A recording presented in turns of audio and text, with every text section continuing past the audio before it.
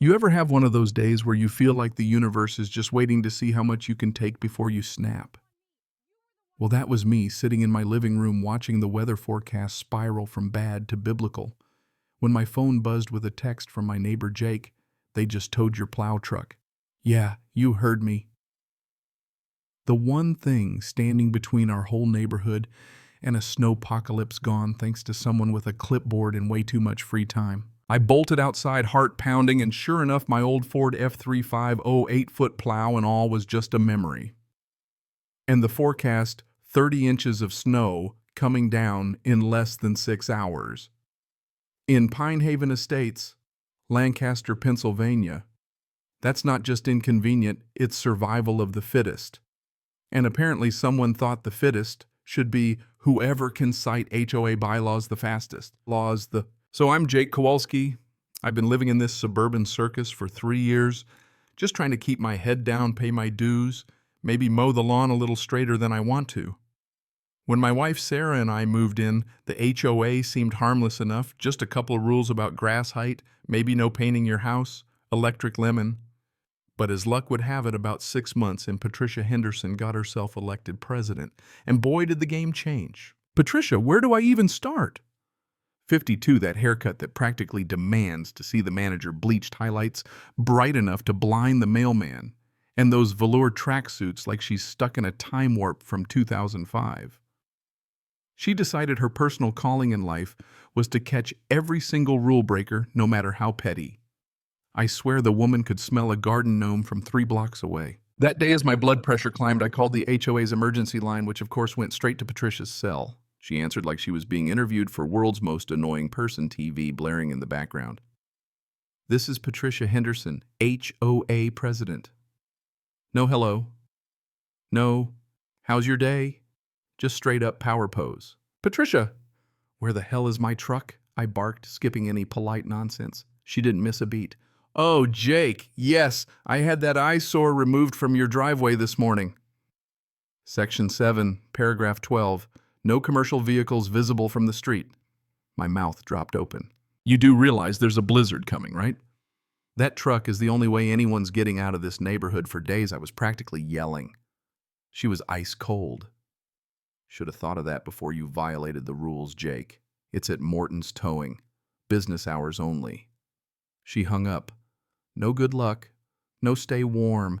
Just click. So now I'm racing the clock. Morton's closes at 5.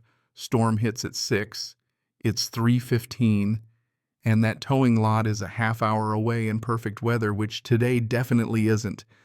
I jump in my Civic praying to every deity I've ever heard of and hit the road.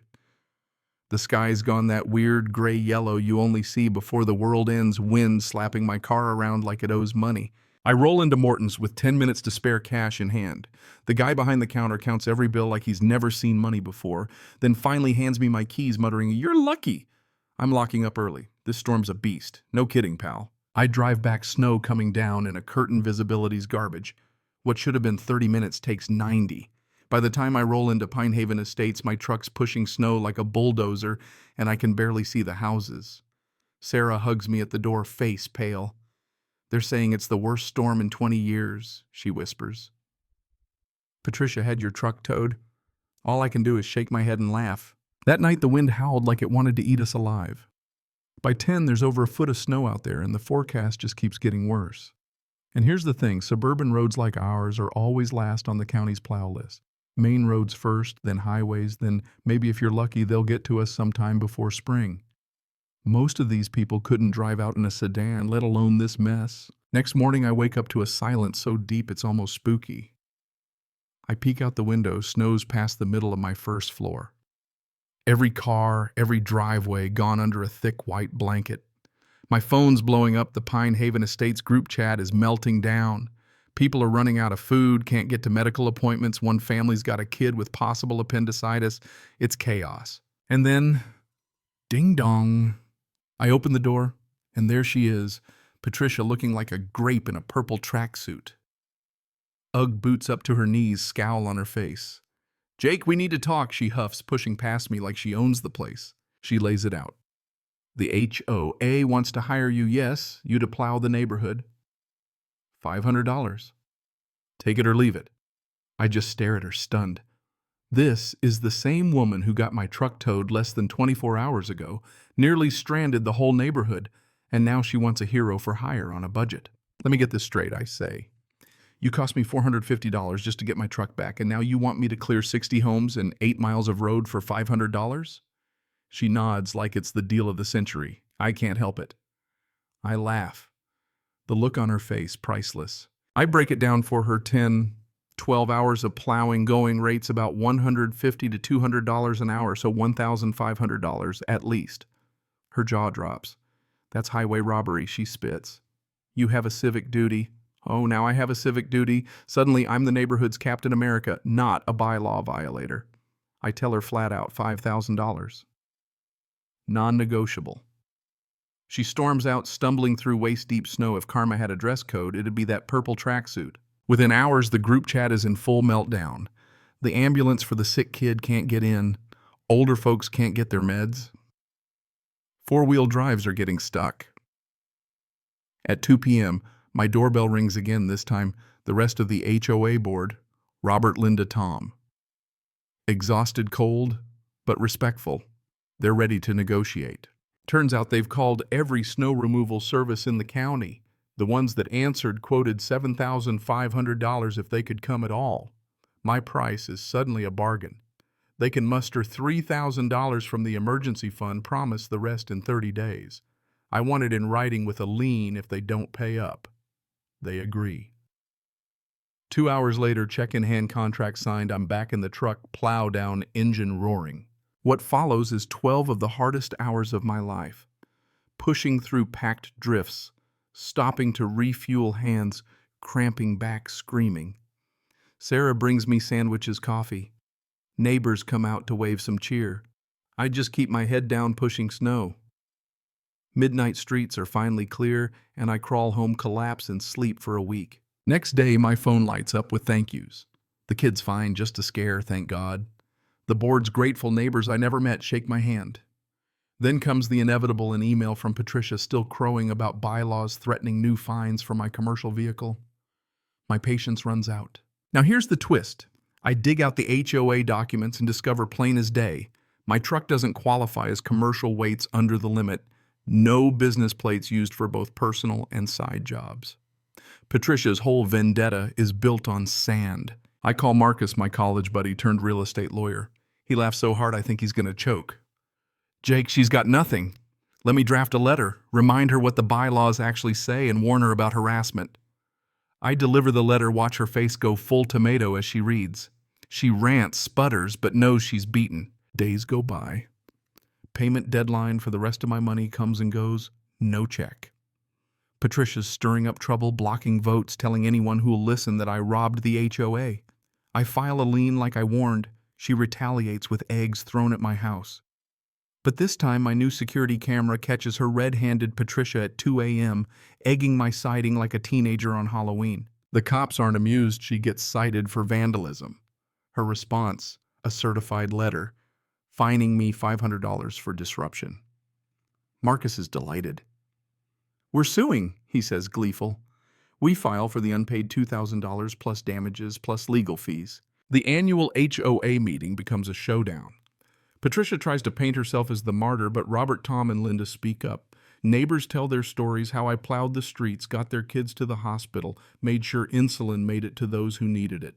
Someone calls for a vote of no confidence. It's a landslide. Patricia is out. She storms off defeated. Within days, I get paid in full. Robert apologizes. New board gets to work. The vibe in Pine Haven changes overnight.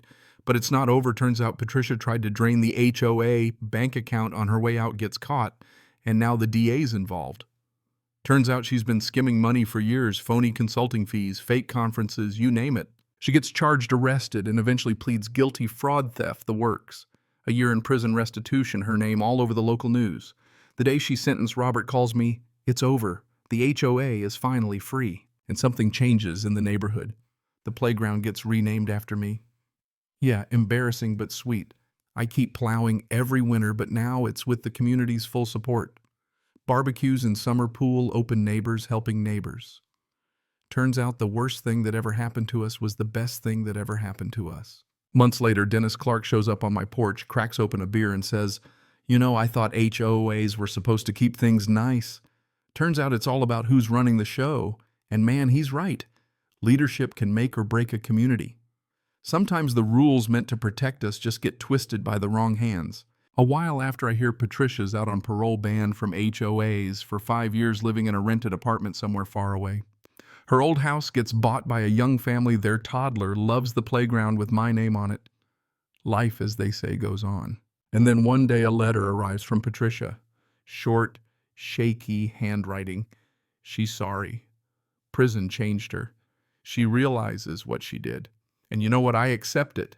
I don't need revenge. I don't need an apology to her. I file the letter away, close that chapter, and move on. Looking back, yeah, the $5,000 was nice, but what really mattered was showing people like Patricia that you can't weaponize rules for your own ego.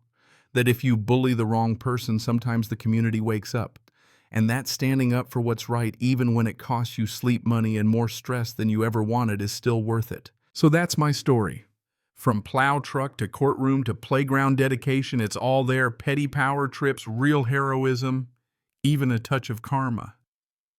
I never wanted to be the neighborhood's legend, but here we are. The plow truck's still in my driveway, a reminder of the day everything changed. But here's the thing, if Patricia had just let it go, none of this would have happened. No one would have known about the money she skimmed, the rules she broke, the lives she risked. Sometimes people dig their own graves just by being themselves. So let me throw this out to you. Where's the line between enforcing the rules and just being a bully? When does power become poison? What would you have done if you were me or Patricia? I'd love to hear your thoughts. Drop a comment. Tell me about your own run-ins with authority when you stood up or when you let it slide. Do you think I went too far? Not far enough? Is karma real, or do we make our own justice? Let's talk about it. Because sometimes the best thing we can do is remind each other that doing the right thing might be hard, but it's never ever wrong. Cảm ơn các bạn đã xem video.